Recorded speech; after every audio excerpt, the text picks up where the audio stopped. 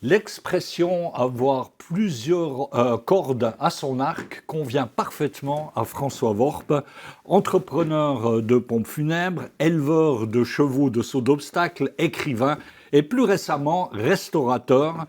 Il exerce tous ses métiers avec la volonté d'un artisan du bel ouvrage. François Worp, lorsqu'on est actif dans tous ces domaines que je viens de citer, est-ce qu'il y en a tout de même un qui l'emporte sur les autres? Déjà, bonsoir et merci de l'invitation. Et bien entendu qu'avec cette multitude d'activités, on ne peut pas dire qu'une, en somme, supplante les autres, mais celle qui me fait du bien, en somme, c'est pour me ressourcer avec mon cheval ou mes chevaux. Ça me déconnecte, en somme, de tous les stress qui sont très importants dans les autres activités. Ouais.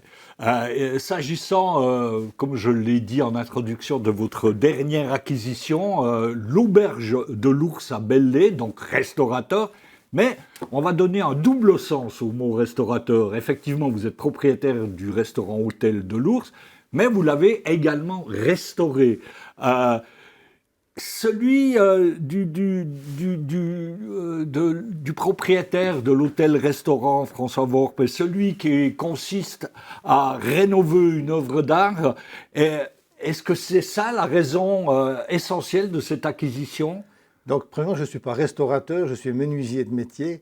Et j'ai acquis cet immeuble parce que je suis un passionné des vieux immeubles avec de l'histoire et des âmes. Alors là, en l'occurrence, des vieilles pierres. Des vieilles pierres, oui, effectivement.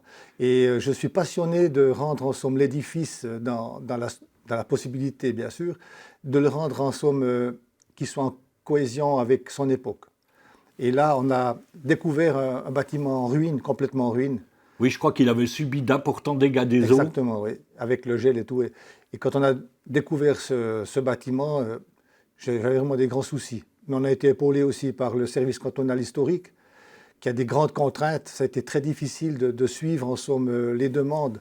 Et beaucoup de négociations ont fait qu'on a pu, en somme, faire un bâtiment, je pense, qui relate toute son historique et avec beaucoup de plaisir en même temps. C'est un grand travail, beaucoup de soucis, mais beaucoup de plaisir.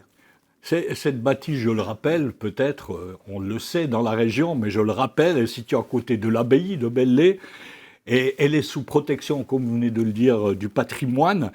Est-ce grâce à cette institution, donc la protection du patrimoine du canton de Berne, que vous avez trouvé les moyens nécessaires pour la rénover et la restaurer? Alors là, c'est aux banques régionales que je dis un très grand merci.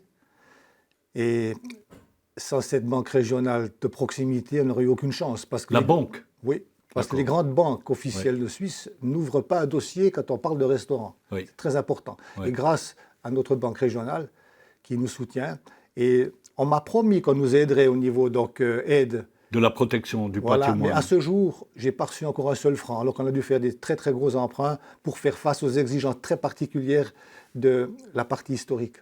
Donc, si je vous comprends bien, François Worp, la protection du patrimoine du canton de Berne, pour l'instant, ne participe pas au coût engendré par la rénovation dans le respect de l'origine du bâtiment. Il faut dire que pas mal de travaux ont été imposés par la structure historique pour redonner en somme la qualité historique de l'objet. Ça veut dire que les fenêtres, par exemple, ont dû avoir des renvois d'eau extérieurs en massif et pas du tout de métal. À l'intérieur, on a dû refaire des voûtes et des sols avec des pierres d'origine.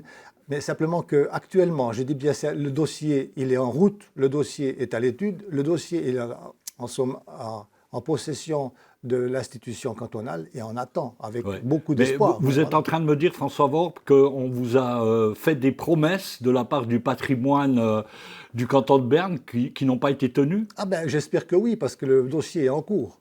Okay. Donc, peut-être qu'on peut comprendre que c'est très lent. Ouais. Et je peux comprendre aussi, mais on espère vraiment qu'on aboutisse à une... Oui, parce que vous avez investi, vous m'avez dit, près d'un demi-million dans ce bâtiment. Non, plus, beaucoup plus. Même plus. Hein. Mais le demi-million, il correspond en somme à tout ce qu'on a dû faire pour en somme les particularités historiques. Oui. Alors, je peux révéler un scoop, François Worp, à propos du restaurant de l'hôtel de l'Ours. Vous allez figurer dans le guide gastronomique Go et Mio. Bah, c'est une énorme récompense, hein. Ça doit vous faire Ah ben, c'est plaisir. c'est un très grand plaisir, mais moi que je suis en somme que le concierge de l'immeuble, tout l'honneur est au cuisinier qui est un grand chef. Et je pense qu'on doit parler que de lui, et surtout pas de moi. Moi, je constate et je suis très heureux. Ah, ok. Ça va sortir quand, vous le savez, ou bien vous l'ignorez pour On a une l'instant? information qui sera donc attribuée pour 2023, avec une partie officielle cet automne, mais on n'a pas de précision particulière. Ok, vous ne savez pas le chiffre qui va vous être attribué. Non, pas du tout. Ok. Non. Alors parlons aussi de l'écrivain, comme je vous ai dit, hein, vous avez de multiples cordes à votre arc. Parlons de l'écrivain. Après l'apparition retentissante, on les voit à l'écran, le premier livre passionnément croque-mort, suivi de la vie en roue. Votre prochain livre, dont vous venez de terminer le manuscrit, traitera du travail du croque-mort, si j'ai bien compris, vous me le direz, face à la pandémie du Covid. D'abord, quelle était la différence essentielle pour le croque-mort que vous êtes face à cette pandémie? Premièrement, j'aurais jamais, en somme, je dirais, l'honneur d'être écrivain. Je suis peut-être auteur, mais je reste menuisier et fils de paysan de la région. Concernant ce troisième livre, effectivement, donc c'est ma position et mon action de croque-mort, comme tous les autres croque-morts, je suppose, sans du tout être le porte-parole des autres. En ce qui me concerne, je ne prétends pas avoir raison, mais je m'exprime à travers la période Covid. Parce que moi, dans mon temps qui n'est pas très lointain, j'ai déjà passé la période SIDA. Et je fais aussi, en somme, une comparaison dans les deux activités et les deux risques.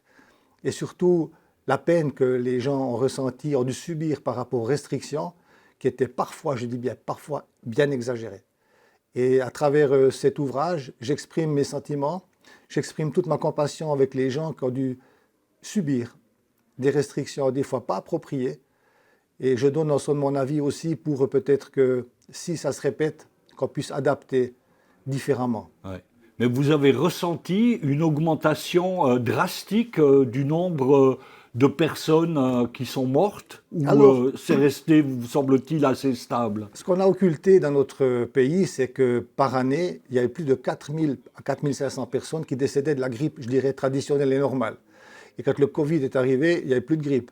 Ça veut dire que les chiffres qui ont été donnés, par moment, étaient exagérés. Je dis bien les chiffres, les statistiques, sur le long terme, je pense qu'il n'y a pas eu beaucoup plus de décès, voire moins par moment. Simplement que certaines périodes de l'année étaient très, très affectées par les décès, dus officiellement au Covid, mais quand on imagine que souvent c'était des personnes très âgées et qui étaient très faibles et très, en somme, susceptibles à un moindre virus, alors que l'arrivée, en somme, du Covid donnait finalement, malheureusement, une échéance mortelle à la personne qui était déjà très affectée. Ouais. Mais ce n'était pas forcément, en somme, tout ce qu'on a voulu nous faire comprendre. Et à travers mon ouvrage, j'ai surtout voulu exprimer, en somme, le ressenti aussi des familles, le ressenti des cérémonies qu'on a dû modifier, adapter, et qui m'a beaucoup gêné par moments.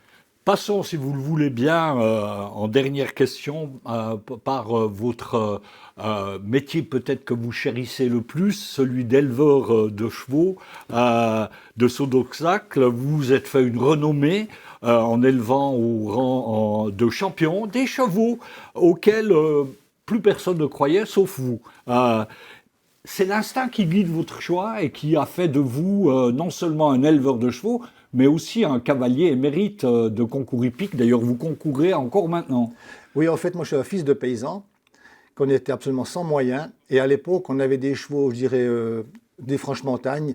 Et mon papa était aussi donc, un cavalier. Et les demi-cents qu'il avait, il devait être en somme acheté bon marché, donc avec des gros défauts. Et j'ai appris de toute ma petite enfance qu'on pouvait toujours en somme tirer quelque chose de positif dans n'importe quel cheval, même avec des défauts.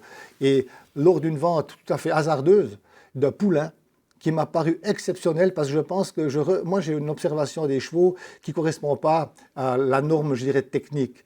Moi je vois beaucoup de choses dans le comportement de l'attitude, dans le caractère, dans le courage. Et j'ai vu dans ce jeune cheval... Vous me parlez de Vancouver de Longlore. Voilà. C'est un étalon, c'est un étalon qui est monté par Pius Schweitzer, voilà. qui est un cavalier de haute compétition. Oui, ben, ce jeune cheval, je l'avais acheté pour ma fille, pour sa carrière, parce que j'étais sûr que ça nous donnerait un crack. On s'est moqué de moi, et après, il a évolué, déjà avec M. Duguay, qui l'a amené déjà en tant que jeune cheval à haut niveau, et puis après, on l'a confié à Pénélope Le Prévost, avec l'équipe de France, qui a qualifié l'équipe de France pour les Jeux Olympiques de Tokyo, qui a fait les championnats d'Europe également, parce que Pénélope Le Prévost a Arras, puis nous on voulait faire un étalon reproducteur, ce qui est le cas actuellement. Puis après, le moment a été de prendre le cheval de nouveau chez nous en Suisse, et maintenant il est chez Pius Schwitzer, qui avec ce cheval a des meilleurs piliers de notre équipe suisse, notamment au championnat du monde récemment. François Worp, je vous remercie pour cet entretien. On est malheureusement déjà, on vous écouterait encore longtemps. Merci à vous. En bout d'émission. Et quant à vous, Madame, Monsieur, je vous remercie pour votre écoute et je vous invite à rester à l'antenne pour la suite de votre émission.